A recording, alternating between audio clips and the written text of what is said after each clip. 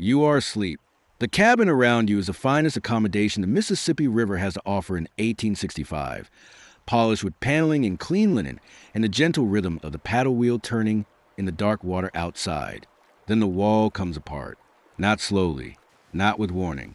In the fraction of a second between the iron giving way and the pressure finding the path it has been building toward for hours, the corridor outside your cabin fills with something that is not fire and is not explosion in any sense your mind has a category for.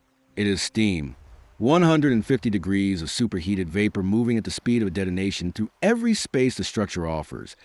And it reaches you before the sound does, before the conscious mind has processed that anything has changed, and the first breath you take to scream cooks the tissue of your airway from the inside before the scream can form. Welcome to the raw frontier. Today you are boarding the steamboat.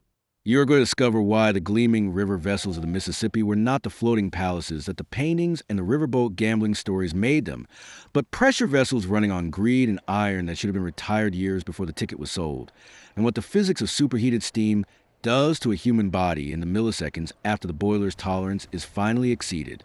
The image of the Mississippi steamboat in American popular imagination is warm, and it is golden, and it is moving. The great paddle wheel turning against the current, the multi-tiered white superstructure reflected in the brown water, the sound of music from the saloon deck drifting across the evening river, while passengers in fine clothes take the air on the promenade, and the gamblers inside arrange their cards with the practiced common men who have made this journey many times before and expect to make it many times again. The cinema version of the steamboat is a vehicle of romance and adventure, and the particular freedom of moving through a landscape without being in it. Mark Twain gave it literature. Hollywood gave it atmosphere. Neither of them gave it the boiler room. The boiler room was where the actual physics of the steamboat lived, and the actual physics were not romantic. They were a pressure management problem operating at the edge of what the available materials and the available oversight could reliably contain, in an era when the economic incentives for exceeding that edge were substantial and the regulatory consequences for doing so were minimal. The boilers that powered Mississippi steamboats in the mid-19th century were iron vessels filled with water and heated by wood-burning furnaces until the water became steam and the steam built pressure, and the pressure drove the pistons that turned the paddle wheel. The iron used in their construction was not the engineered alloy of modern pressure vessel technology. It was a commercially available iron of the period, variable in its composition, inconsistent in its tensile strength, subject to fatigue that comes from repeated cycles of pressure and temperature variation over extended service lives, that the economics of river commerce extended well past the point that metallurgical prudence would have recommended. The safety valve was a mechanism designed to manage the pressure that the boiler accumulated beyond the level the structure was engineered to contain. When pressure reached the threshold at which the valve was set, it opened and vented steam until the pressure dropped to a safe level. It was a simple mechanism, and it worked as designed when it was permitted to work as designed. Captains racing rival vessels did not permit it to work as designed. The river commerce of the mid-19th century was competitive in a particular way that an industry within margins and a premium on speed becomes competitive when the regulatory environment does not impose effective consequences for dangerous shortcuts. A steamboat that arrived at port ahead of its rival collected the freight and the passengers and the commercial advantage that accrual of reputation over time produced. A steamboat that arrived second collected what remained. The differential between first and second arrival was measured in dollars, and the mechanism that limited the speed at which the boilers could drive the paddle wheel was a safety valve. And the safety valve could be defeated by the application of a weight or a rope or a simple mechanical block that prevented from opening when the pressure reached its threshold. With the valve held closed, pressure continued to build. The steam had nowhere to go. It accumulated in the iron vessel while the furnace continued feeding heat into the water, and the water continued converting the heat into pressure that the compromised valve could no longer release. The iron that contained this pressure had a tolerance. The tolerance was a physical property of the material, a specific threshold of internal pressure beyond which the molecular bonds holding the iron structure together could no longer perform their function. The captain holding the valve closed did not know precisely where that threshold was for the specific iron of the specific boilers on that specific day of their service life. He knew approximately. He was gambling that approximately was sufficient. Sometimes it was not sufficient. The detonation of a steamboat boiler was not an explosion in the sense of combustion, of fuel igniting and expanding. It was a phased transition event of extraordinary violence. The water inside the boiler had been heated far beyond its normal boiling point, kept liquid only by the pressure containing it. When the iron failed and that pressure was suddenly removed, the superheated water did not simply boil. It flashed instantaneously to steam, expanding to approximately 1,600 times its liquid volume in a fraction of a second, and the iron vessel that it contained became shrapnel moving at projectile velocity in every direction simultaneously. And the steam that had been water a millisecond earlier filled the volume available to it at a temperature that no biological tissue is designed to encounter and survive. The steam moved through the structure of the boat faster than the structure could respond. Corridors that had been spaces a person could walk through became delivery channels for thermal energy at 150 degrees. And the human bodies in those corridors encountered that energy in a sequence that the word burning does not adequately describe. Fire burns. It consumes the surface of what it contacts. It chars and carbonizes the tissue at the point of contact, and it requires sustained contact to penetrate deeper. Steam does not require sustained contact. Steam is a medium of thermal transfer, moving heat into tissue at the speed of contact, and the contact is total, enveloping every exposed surface simultaneously, reaching inside the nose and the throat and the lungs with the first breath that the body takes in response to the event, which happens before conscious awareness that an event has occurred. The airways of a person who inhaled superheated steam in the seconds following a boiler explosion did not burn the way that fire burns a surface. The moist tissue of the trachea and bronchi absorbed thermal energy with the efficiency of wet material absorbing heat, and what occurred was closer to cooking than burning. The tissue changed. It swelled. In the severe cases, it swelled to the point of occluding the airway from within, and the person who had survived the initial event and was standing or crawling or attempting to help others began, in the minutes that followed, to suffocate on the progressive closure of their own throat, from the inside, from damage that was already done and that nothing in the immediate environment could reverse. The skin was its own account of what the steam had done. Thermal injury from steam differs from thermal injury from fire in the appearance it produces on the body, and the difference is one that the survivors and witnesses of steamboat disasters describe with consistency that suggests it was among the most indelible elements of what they experienced. Fire leaves the surface. Steam goes beneath it.